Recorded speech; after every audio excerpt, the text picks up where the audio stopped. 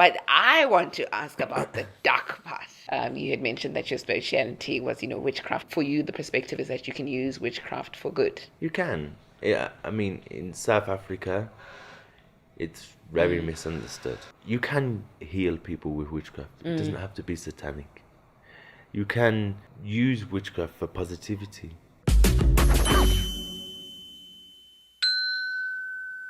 Hello, and welcome to yet another episode of the Conversation Captial with myself, Ursula Mariani, and the voice of reason, as always, Bonga Bueta. Hi, girl. Hey. How you doing? I'm good. How are you? I am awesome, thank you. I must say this is a little late, but I'm loving the hair. Oh, thank you. I'm actually And putting I'm it on sure one side people are. can you see the sequence was really Yes. hooking it? Like, I hope you guys like. Actually, it was done by a lady. Her name is Lillian. She's like, "Would you mention me on your podcast?" I said, "I will, girl," because she's so good at her job. Yes, she is. So go check out Lily's hair on Instagram. So yeah, she's. I could go on and on. Like, it wasn't painful. It was lovely. It was a lovely We love the experience. review. We've seen the transition. Short hair, colored hair, different dyes, and now braids. We love it. From dreadlocks. Yes. My only thing is, do I stick to the afro or do I relax my hair? You'll figure it out. I'm definitely relaxing my hair. I don't want to fight anymore. But that is not what this episode is about. It is definitely not about hair. We've got a very special guest with us today.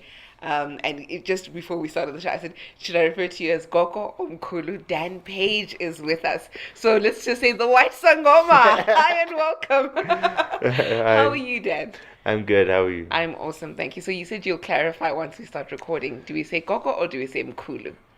Technically, you say Gogo, but he is a Mkhulu because he is a male. Yes. But under Umbongoma rules, if you like, and laws, you can't be a Mkhulu unless your tarsas have got tarsas. So even though the main ancestor is a male, you still referred to as Gogo. Okay, let's start there. I mean, okay, I'll tell you the story. I was shopping at a local spa. I was looking for something soft to eat. I had my tooth extracted. And then you just caught my eye.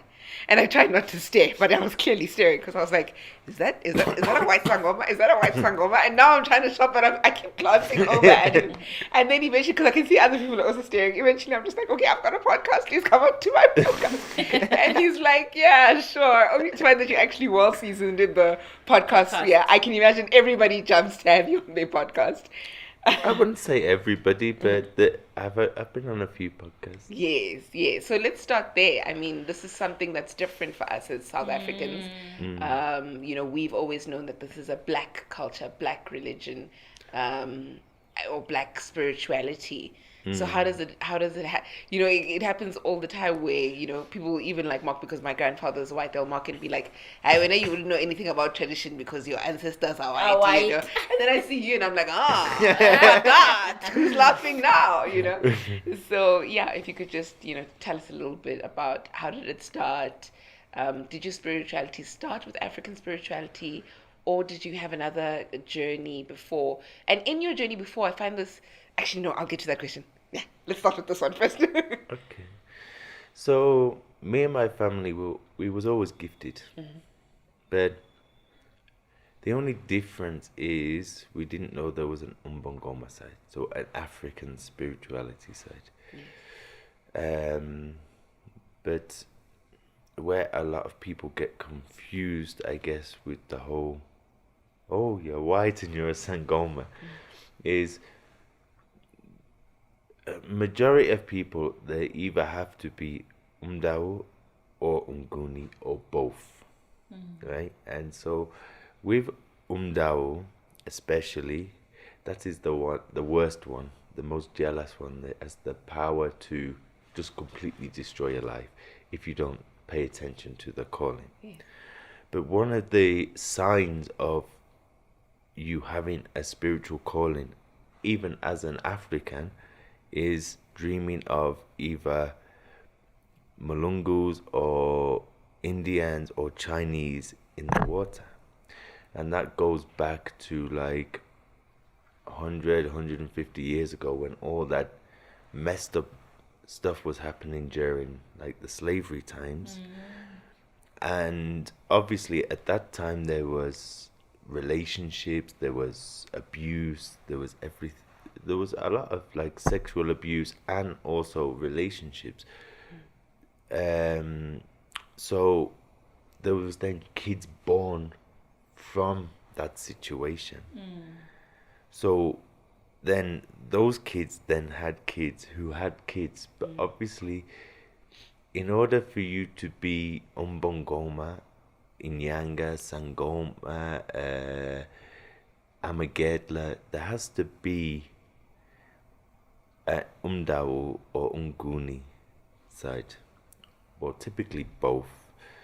So with that being said, there has to be an African bloodline, but all life started in Africa.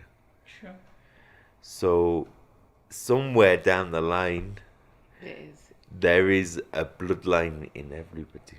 An African bloodline. Which is, I always switch it round to the benefit of African people and say, look, there's an app called Ancestry.com, and you can literally take a DNA test that will trace your your bloodline for 2,000 years.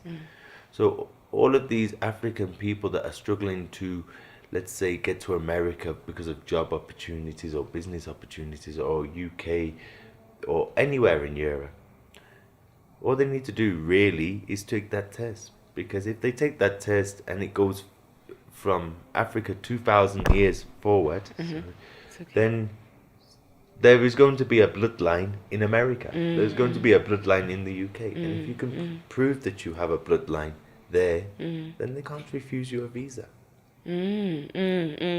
So you're saying that seeing that everybody has African descent, everybody has the potential to either have some kind of calling.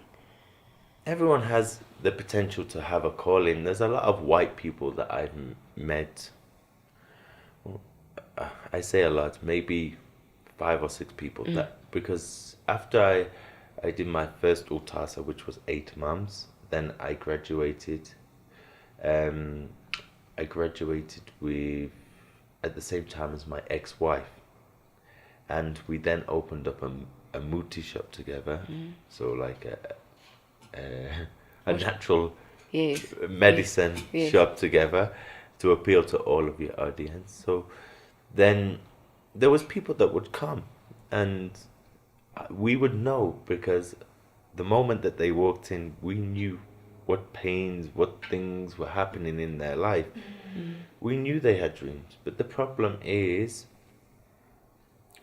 there's only a few that are going to find out, just simply because of the crowds that they keep.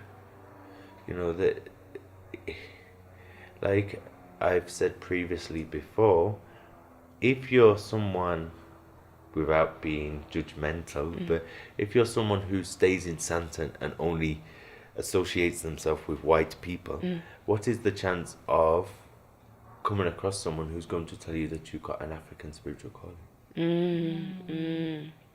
Unless somewhere, somehow, you bump into someone in, let's say, the mall, and then they tell you those kind of things.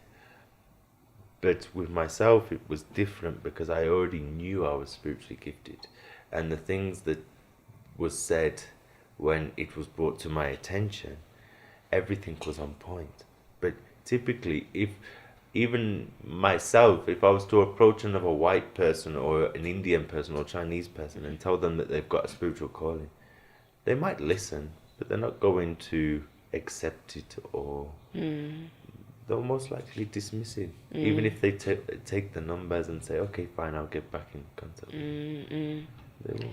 So, you speak about you're unlikely to meet someone who's going to tell you, if you're in a particular space with particular people, you're unlikely to meet someone who's going to tell you this.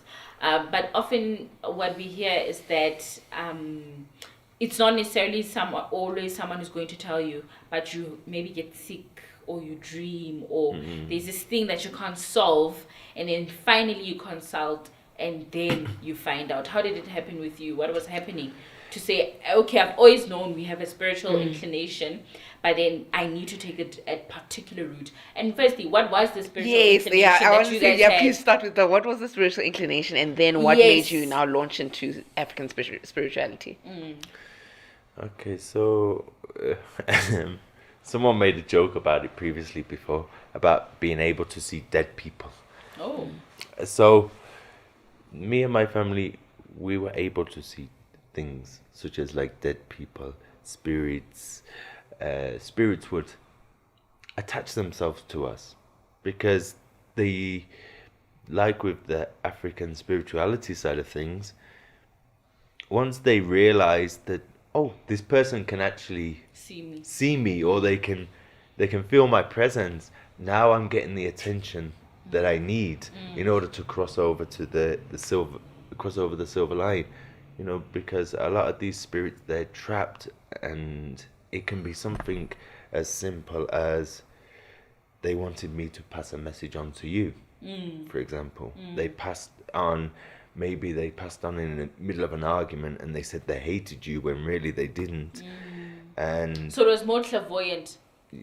Kind of, yes. So then they would attach themselves. So I was always around that kind of thing. Even to the point where I was in Cape Town not too long ago, maybe 6 months ago. And I mentioned the layout of this guest house, what it was previously before, and the person who owned it before. And obviously this person brought it off the previous owner, and he said to me, how did you even know about that? Because we made the changes to the property without even seeking permission from the council. So there's no record of these changes. You seem to be telling me everything that we did, and the reason why there's spirits in the place. After that, things got awkward. I was there for like business, but after that, it maybe lasted a week. Every day there was something else. He kept trying to tell me, it's fully booked tomorrow, I'm going to have to find another place. Then it would come tomorrow, the place was empty. But there was always something. He didn't like it. And that's why sometimes I try and avoid what I know. Yes. Oh, that's and then what? The second question that Bong had asked: what was the breaking point, or the point where now you move over to African spirituality? What had happened? Yeah, so I always make a joke of that side of things with people because, like I say, we was always gifted, but we didn't know there was the Umbongoma side. We didn't know there was the African spirituality side. So when I was in the UK, my partner at the time, she fell pregnant, and she was originally from Botswana. So we went to Botswana to do everything correctly, traditionally, culturally, and things did not go too well. So then I come across here to South Africa, and then continued to pursue what I was doing originally before. And one of the places that I went to in order to educate clients, or potential clients, should I say, my soon-to-be Gabella, if you like, then saw me because she was working there part-time, as she'd only just graduated herself. But during her own spiritual journey, if you like, the whole Utasa, it kept being said that I was going to show up. So when she first saw me, she said, I've been expecting you. And I said, how? We don't even know each other. And then everything that had happened back in Botswana, everything that had happened in the UK, including like the gifts that my kids have got, the gifts that my parents and my grandparents have got, was so precise, I couldn't ignore it.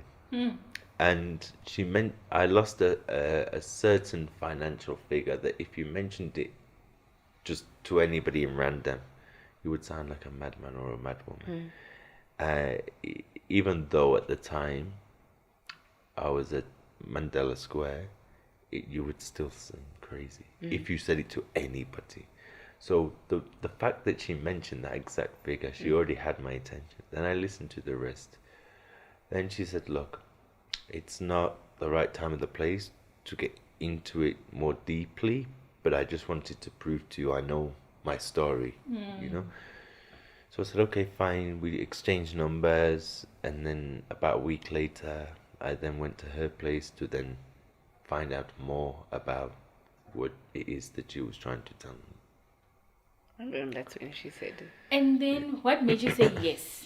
Because I mean, she told you, right, about all of this, what she knew about you, and of course you have spiritual inclination. But then, some people will say they chose to not follow the calling. Yes, there was consequences to that, right?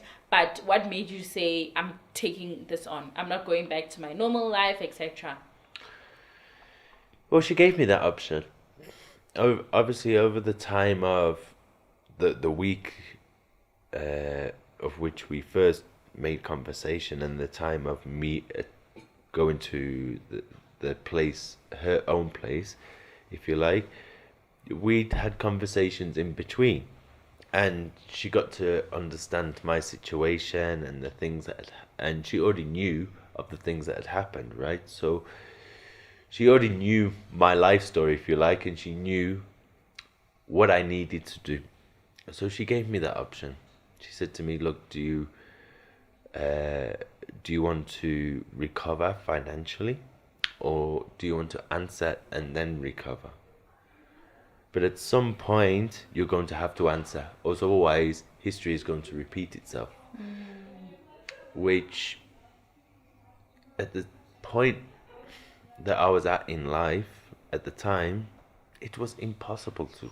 Like, nothing's impossible, but if we dived into it deeply, it just wasn't possible for everything to just fall apart. It just wasn't. I'd gone past that stage of even having reserves to make sure that there was still cash flow. So for everything to fall apart the way it did, it just wasn't normal. And so that's what she was meaning by, you can recover, but if you, like, at some point, even if it's not me that you go to see, things are going to fall apart again. And so the way I looked at it was, okay, fine, I've got 4 kids, and there's never a perfect time to have a child. You're either too busy, or you're making too much money, or you're too broke and you need to make money to have a child. So let me use that kind of mentality when it comes to the whole spiritual calling side of things, and realize that even if I go now and leave and continue to rebuild, once I've rebuilt, I'm not going to want to come back. And then they're going to crush everything again. So let me just do it now and get it out of the way.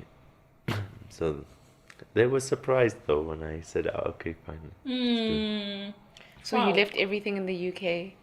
The partner, the Botswana partner, how did she feel about that? Well, at the time she was still in Botswana. And then she then had to reach out to me and ask for permission to leave with our child back to the UK. So you've always kind of had a relationship with South Africa, because you speak about the fact that you bumped into your Gobela at Mandela Square. Yeah. So you were coming to South Africa. Yeah. Well, after the UK, when we was in the UK, like I mentioned earlier, my partner at the time, she was originally from Botswana. She fell pregnant, so because we wanted to do everything correctly, culturally, we then went to Botswana. But then things, like I say, everything just fell apart. So I come this side, and she remained that side with her family. But I think the question Bong is asking is, why come to SA instead of going back home? You think it was spiritual? It was the way it was supposed to happen? Well, thinking about it now, I think it was obviously meant to happen. But it's hard for me to answer that question. And the reason being is there is a good reason why I had to go from Botswana to South Africa. And there was legal reasons why. I was advised legally from Botswana that it's better that I come this side to avoid any drama and everything, but there was legal proceedings, shall I say, that needed to continue in Botswana. And the UK, I don't know why, but they refused to communicate with Botswana. So with the police and the special intelligence and everything, that side, they said if you go back to the UK, the whole case is going to fall apart. Because they're not going to communicate with us and they're not going to relay information from us back to you. And let's say we require you next week to attend, how are you going to keep getting on a plane and coming back to Botswana? So although there's a lot of opportunities, if you like, and a lot of growth that's happening in Botswana, the police officer who advised me to come this side, he also knew my situation, and he was saying that the better place to recover, if you like, is South Africa. Because there's a lot of opportunities in Botswana, but it all requires having capital. Okay. Which at the time, like you mentioned, was a difficult place. Everything was depleted. But look, retrospectively, it looks like that's how things were supposed to work out in order for you to be here where you are. Then you go through the first initial Uktwasa for 8 months. You practice for a little bit, and now you're Twasering again, my understanding. Technically, yes. So after I finished my graduation, the first was focusing on the more sangoma side, and the problem that I had at the last place, besides our own personal issues, if you like, is they were too afraid to do what needed to be done. Even with my ex-partner, they still refused to. So anything that was dark, they refused to do. And they didn't want to get this bad image of where we're doing Uthasa and we're tossing witches, or we're helping people learn witchcraft. So they would only focus on the healing side. So after I finished, pretty much immediately after, they started showing me in my dreams that I needed to go to where I am now. Now the person that I'm with currently, we've already known each other for a very long time. Even before I graduated at the first Impandi, at the first place, we already knew each other. We'd already built a relationship. So after I finished the graduation and they started showing me in my dreams that I needed to go to that person, given the fact that the last place did not want to cover anything dark, it made a lot of sense. So are you saying the second stage was to cover some of the dark things? Like, there is certain dark things that needed to be addressed, and they did not want to address them. This is at the first Uktwasa school that you went to. So they were more, I think, what they call it buprofita, with like water and. Yeah, so they claim. Oh, okay. Okay, that's very interesting. And then I think everyone that's like me is wondering, what language do you hear? So I can hear so when you maybe sitting with a client, you speak the language of their ancestor, or like what happens? I think it's interesting for us who are wondering with your race, yeah. So typically I only speak English, but I am learning Zulu. I Okay. know bits, and I know bits of Setswana. So you also hear in English, or when you read the bones, etc., the language is English. Yeah, so everything that I see is in English, Okay. but I can hear more than I can speak. Because I'm also thinking, even as you, that's why it wasn't really a question for me, because I always imagine that spirituality isn't in word, Yes. that it's in feeling, it's in something that you can't articulate fully. Because if we could articulate it, it would be much easier. It's spirituality is something that's so difficult to articulate. But I want to ask about the dark part now. Okay. You know, we spoke about it off air, and you mentioned that on another podcast. You had mentioned that your speciality was, witchcraft, and I found that very interesting. I hadn't seen the podcast, but you elaborated a little bit for us while we were sitting here, and I definitely want to delve into it. How, for you, the perspective is that you can use witchcraft for good. You can. Yeah, I mean, in South Africa, it's very misunderstood. It is, because witchcraft, you can heal people with witchcraft. It doesn't have to be satanic. You can use witchcraft for positivity. You can use witchcraft to help someone's business. You can help. Yes, you can be witch with witchcraft. Of course you can. But the problem is, here with South Africa, especially, the moment you mention witchcraft, it means I'm bewitching somebody. And that's not true. It's more of a lack of education, I guess.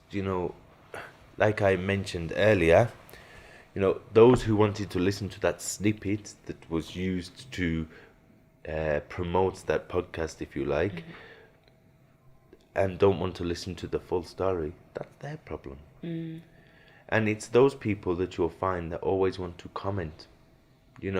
It's never someone who will go off and investigate something, or want to educate themselves on something, or dig deeper and get a deeper understanding. It'll always be those that want to watch something for 2 seconds and then have an opinion.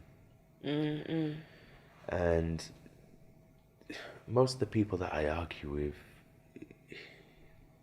you can just tell straight away that they haven't got the knowledge, or they haven't got the intelligence, or they haven't got that level of understanding. They just see ancestral things as like a black thing, and then I know better than you, or whatever the case may be. But those who actually have got a lot more knowledge on the situation, or are a lot more intrigued and want to understand and want to learn, they don't really have anything negative to comment. It's only those that take snippets of information And make holistic statements. But we're not Yeah. speaking on that. I want to speak towards the part of you're saying looking at witchcraft differently and not looking at it as a negative thing. And if maybe you could share more enlightenment. So what do you mean by that? Because, we're all taught buloi, yeah, buloi, So, to hear that perspective was like, oh, okay. Yeah, you spoke of using it in the cases of GBV, in the cases of pedophiles and things like that. How does that work? Yeah, so previously, before I, obviously at the moment I'm still at my new impandi, which is with Gogo Rodger. So I can't actively practice there, but before I entered into the new impandi, I was helping people who were going through GBV for free. So I'd throw the bones or my other divinations, which is the runes, and I would check, and if they Which were is the ruins. runes, yeah. What? So they're like little black stones, Okay. and they read just like the bones. Oh, okay. Thanks.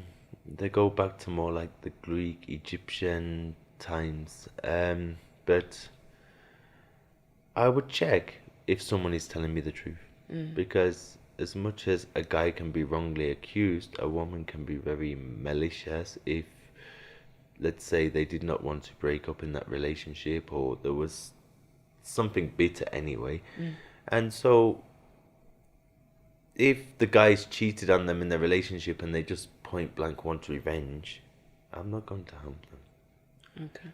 But I would check to see if what they were telling me is the truth. If they say they're being beaten like a dog, okay, fine, let's check. And then I would then see, okay, fine, I want to harm this person. Okay. And I would help them, I wouldn't judge them. How would you help them?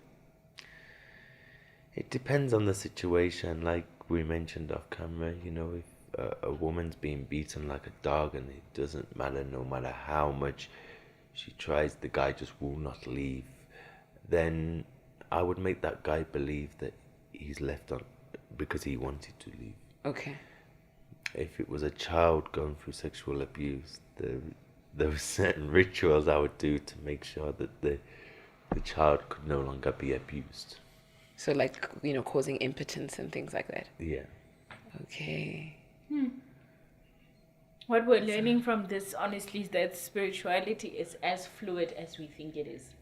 Because really, a lot of people are learning these days that we can't limit it. It goes beyond. So the fact that you're a white man and you're a sangoma, it's because you have African ancestry in you. Yeah. So, but then now I want to know, like, do you get, I don't know, we hear a bit, this is the part where we get bits and ends and we make conclusions. I've heard that if you cast a spell on somebody, it comes back to you. Is that true? It depends. There's ways and means around it. I mean, one of the things, I think Maweni covered it on Towards a Gogo. The new series on Modular. Oh, it's like okay. one of the things of when, let's say, for example, someone kills you with witchcraft, and then the family, if they suspect something like that, they can arm you with weapons spiritually to then fight back. And what she was explaining is that if you then slice an onion and put drops of blood in there, and you take it to a field somewhere and you say that, or like anywhere where there's a lot of grass far away from your home, and you say that if you want me, this is where you're going to find me. Now the spirit is going to go there instead of coming to your home. Okay. Because now you've tricked the spirit into believing that that's where they will find you. Oh, So they keep going there trying to find you and they can't find you. Oh, so you can trick spirits as well. Yeah. So there is ways in which you can cover your tracks on what you've done. Oh, I was just using that one as an example. But But so that theory is true, that if you engage in witchcraft, it does come back to the person, the sender. it does if you don't cleanse properly. Oh, okay. Like if you're going to do certain rituals, even for clients, you have to make sure that you've cleansed afterwards. Because otherwise you can then take that bad energy, that bad spirit or That whatever you're you've cleansing. done Yes. back home with you, and it can start eating away at your own life. Like technically, if you kill someone, or if someone has paid you to kill someone, I'm not saying I have, but from what I know is if you pay someone to kill someone with witchcraft, then they have to slaughter a cow in order to cleanse that killing, or a lamb at least, in order to, it's classed as like washing their hands Of the sin that they have committed, if you like. And then how have you found, because here you are, you're living your life, and black people and white people to a certain extent live or lead very different lives, right? So here you are, you have to bow, you have to use a mat, I would assume. I'm just making an example, but I'm saying this is your context. Yeah. But I'm just saying of what we see on social media and so forth. You have to kneel each time maybe you see your gobela. You have to maybe, I don't know, sleep on the floor. Like those type of changes. How have you found adjusting to them? Or did it come easier to you because you have already this innate spiritual inclination? How has it been? For me, it wasn't so much of a transition because, like I mentioned earlier, my ex-partner was from Botswana, and we went to that side to do everything correctly with because she was pregnant with my child. Now, all of my children are African or Jamaican, so the culture, the traditions and everything wasn't anything new to me. Okay. And so paying respects to the elders, like you say, you know, kneeling down, greeting or being on a straw mat, it's nothing new to me. And plus my previous life, I guess, prepared me for Utasa, because I've always said most people, they would struggle. If you took them from the life I was living before, besides my past life before that, and then said, fine, you need to Utasa, they would find it hard. And you know what? It's not, now that I think about it, it's not only because you're white. Even black people who are used to living a particular way, just your everyday middle class life, it's a huge adjustment. Regardless. You walk barefoot and yeah. So I have quite a big following on social media, and you're right, you know, some of the people that have been following me for some time, they always say to me, you know what, you're so brave, because us, here we are sat here too scared to go and answer the once. You are now technically answering for the second time to then finish, and yet I'm still sat here at home contemplating on whether to enter for the first time. And so no, like, it wouldn't be the first time I've heard that. But then tell me about rejection from your own community as a white person, because I think that there definitely is like a sort of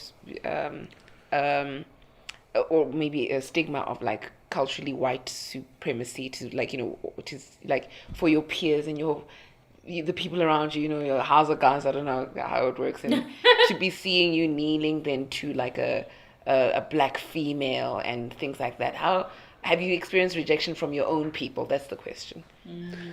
No, because typically my own people, apart from, let's say, my mother, my father, my brother, my own people are African anyway. Oh. So all of my friends, even back in the UK, are either African or Jamaican. Okay. All of my exes are either African or Jamaican. So you've always had an affinity. So it's almost like his path was meant. Was always going to be. Yeah. And even here, we joked and said, I had one white friend in South Africa in the last 2 years. Yeah. And that one, I don't think he's actually fully white anyway. I think he's half Italian. So, no, even my family, they're not racist. They're open-minded people. They've also got a lot of black friends, and so I've never had that, and I don't hang around with people like that. Okay. If they want to give me stigma, there's been occasions where they've tried to give my friends stigma, or they've tried to give my kids stigma, and well, it's not ended too well. Yeah. That's In what sense do you bewitch them? no. Oh, I'm like yo. No, maybe your ancestors fight for you. I used to get into quite a lot of fights in the past. Oh, over that. Yes.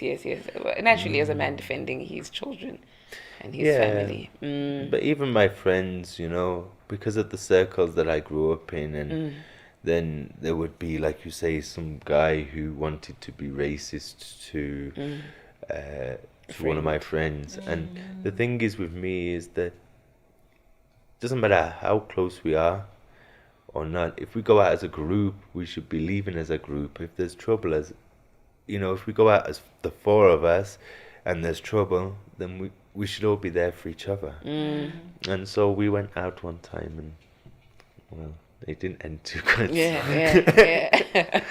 But it was me mainly that was making more of a scene than the rest because I was angered by it. The behavior. And do you plan to go back to the UK? I do. I want to finish up at Gogo Rodger's place, and then I think I'll be here for maybe another 3 or 4 months, and then I'll return and then spend at least maybe 6 months there, just to catch up with my kids because I haven't got to see them for 2 years because of this journey. Yes, it's been a long journey for you here. Yo. Sure, okay. And then, but when you say stay there for 6 months, you want to leave again? Well, what I'm looking to do is when I go that side, then I'll take it to court. Well, not take it to court in a bad way, but we'll go to like family The court legal and we'll process. get legal documents to state that they can come this side for half the year and go that side for half the year. Okay. But before that can happen, obviously the mothers will want some kind of legal paperwork in place in case I decided to never return them. Yes. So that means you are enjoying SA and you want to come back. Yeah, I do want to come back. Oh, okay. So you and found I a home want my here. kids to come here as well. Okay. So you've really found like a home in SA. That's so interesting. And then, I always find it interesting because I always think third world from first world, why would you come all the way down? For me, it's like such a downgrade. But I've heard a lot of people actually enjoy living in Africa. Yeah, I've heard that a lot of people actually enjoy living in Africa. Yeah, I think a lot of people, they have this whole... Because obviously, like I said, even in the UK, most of my friends are either African or Jamaican, right? So there's this whole perception of being in the UK or being in America. But things are a lot more expensive that side. Anyway. So, yes, you might be earning more money, but you're now living with that currency. So it works out no different to being here and living off the equivalent wage. I see. With podcasts and everything else, it's slightly different because yourselves are building up a podcast and then that pays you in dollars, which then you're living here in South Africa, but you're living off dollars. Now that works out. Yeah, that works out.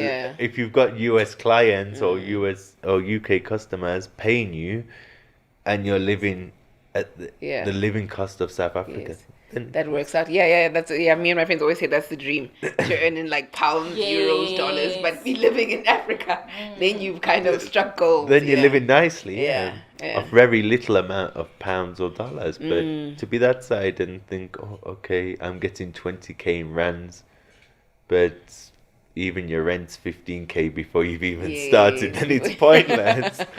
It's actually quite sad because a lot of my African friends that side, they want nothing but to come back home, and they can't afford now because they're living literally hand to mouth. Yes, Yet they thought they were going to go there, have enough money to send back home, buy land, and it doesn't work out like that. They just end up trapped in the UK. Oh, this and is missing so home. true. This is so true. People end up living hand to mouth when the intention was to send Shumela Venda, work for back home, but it never really works out like that.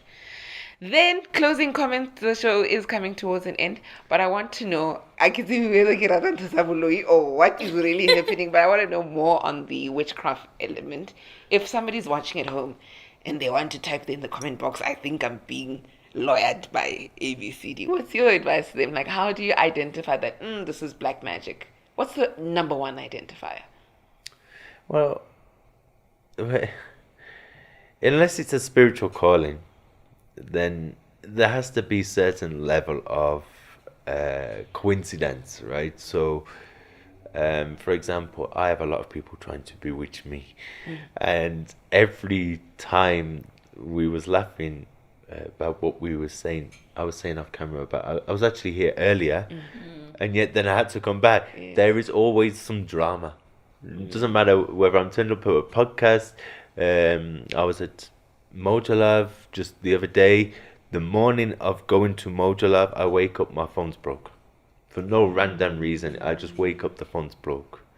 And so then you can't class that as a coincidence, because every time that there's something to attend, be it your podcast, be it Mojo Love, be it someone else's podcast. Oh, that's why you messaged me to say my phone's broken. Here's my number. Yes, Yes, yes. you see? Okay, yeah. So now that can't be a coincidence that it happens every time. And so if everything in your life is just all of a sudden starting to fall apart, then unless it's a spiritual calling, someone's bewitching you. You know, if you're trying to, okay, I'll look at it from a male's point of view. If they're trying to perform in the bedroom and they just can't, then there's something happening. You know. But where do you draw the line with, like, it's just medical? You can draw the line with just medical, but there's also dreams.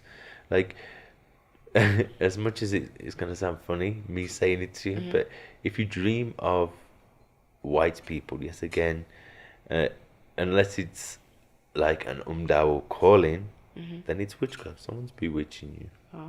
Especially if, like, it's like sexual dreams. Okay. And you know, like, you have these people that have like spiritual husbands, spiritual wives. They go to sleep, they're sleeping with somebody in their sleep. They wake up, they don't want to have sex with their partner. They're being bewitched. I've heard a lot about that. Yo. Then, you know, some people are bathing with jade fluid. Other people are praying and fasting. Other people are sprinkling water from the Father. Other people are crop salting. What's the method eating at? What's your advice? What should they do? You can cleanse with the holy ash, the purple spirit, the cold salt. You can do that, but there is other ways of cleansing, if you like, that I would Rather not say. rather not, like, They need. you need to go to somewhere proper, really.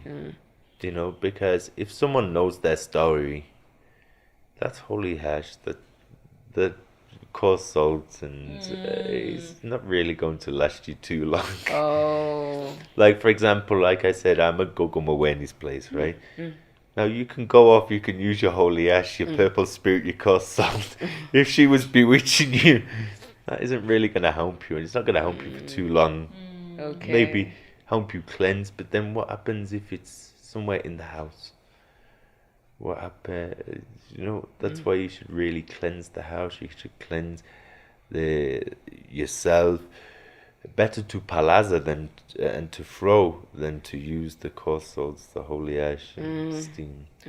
But then also, like, putting coarse salt in all four corners of the room is going to help protect you. But To a certain extent. To a certain extent, you're saying. Then this is another thing. Another friend of mine went to go twasa and found that the place that she was twasaring was putting her deeper into darker, bad things. How does somebody know the right place to twasa? it's very hard. There's a lot of places that it's hard to find a good gabella, and that's one thing I can say I'm grateful about Moweni, in the sense of she already knows who she is. She already knows how successful she is. She doesn't fret about, oh, what if I teach you and you overtake me? So I'll only teach you 5% of what I actually know. She gives you everything. You know, there's not a question that you could ask that she wouldn't give you the answer to, or wouldn't want to teach you everything that she knows. But sadly with most Cabellas, that's not the case. They do. You know, there's reports of sexual abuse. There's like bribery, blackmail. There's so much things that go on within Uktasa. It is hard to find. I was actually watching an interview with another Twasa, and she was speaking about how sometimes your Gobela can see how great you're going to be, and they may be jealous around that. Yes. Hold back. So they hold back. That's like I was referring to earlier. There is so much more that these Gabelas can give these Twasas, but they're refusing to. Because they know, okay, fine, I'm supposed to do this ritual for you, that ritual for you, and that's going to unlock everything, for example, or I should really teach you the whole of the herbs and everything that they do, but instead they won't, because they fret too much that You'll overtake. if I teach you everything that I better. know, you're going to be better than me. Where Maweni's mentality is, what if I die tomorrow? Who's going to continue the legacy? So I want to teach you guys everything, so that when I'm no longer here, I know that people can continue the legacy that I've worked hard to build. And has this been a fulfilling and worthy journey for you? Are you glad you said yes? That's a good I question. am glad. I took it, at first I took it more so because of the sake of my daughter. Before I answered my call in the first time, she fell very ill. She was seeing things that she shouldn't be seeing at her age. And her behavior changed a lot because of the things that she was seeing. So that was my main focus. That, okay, fine, I need to do this for the sake of my daughter, because if I don't do it, then it's her. And she's not going to stop going through with these bad dreams, seeing dead people and stuff like that. So let me just do it. But then afterwards, yeah, I started to embrace it a lot more. At first, I used to wear the beads on elastics. I used to take them off when I went to business meetings because I was too afraid of what they were going to think of me. And now I don't care. Now, like I said to you off camera, I'm that honest. Most people, if they don't like my honesty, most of the people that follow me know that if you don't like my honesty, you can go elsewhere. Go listen to a healer that's going to lie to you, because me, I'm not going to lie. I'm going to tell you the truth. Are you still continuing with commercial business outside of this? Yeah. Okay. So I do have my business partner still. He's been very supportive. Beyond belief, really. If I was to convert it into rands, people would be like, wow, why did this guy not leave you? But we go back like 10 years. He was even there at like the birth of one of my children, so we're practically like family. But throughout this journey, it has cost him over 10 million rand. And he still continued to stick by me, whilst he had to wait 8 months of me not being able to make anything for him and continuing to lose money. That is so interesting. Yo. That intersectionality is a story for another day, where that making money meets taking a pause on your life. The same thing with that other Gogo friend of ours. Yeah. She also had to quit her job, and just that intersectionality of because people take 8 months off their lives to go to Asa. But anyway, Dan, thank you so much. You're welcome. Taking the time, sharing with us. The purple vinegar lady salty. That will help you with the small witches. Sure, it's interesting that they're small witches Small and big witches. witches. I didn't even know that. I thought a witch is a witch. Anyway, thank you so much. Thank you so much for You're imparting all the welcome. knowledge Thank that you you for have with having me. us and sharing with us. That was today's episode of the Conversation Capital. It's been lovely having you guys. Don't forget to like, share, and subscribe. But for now, though, goodbye and God bless.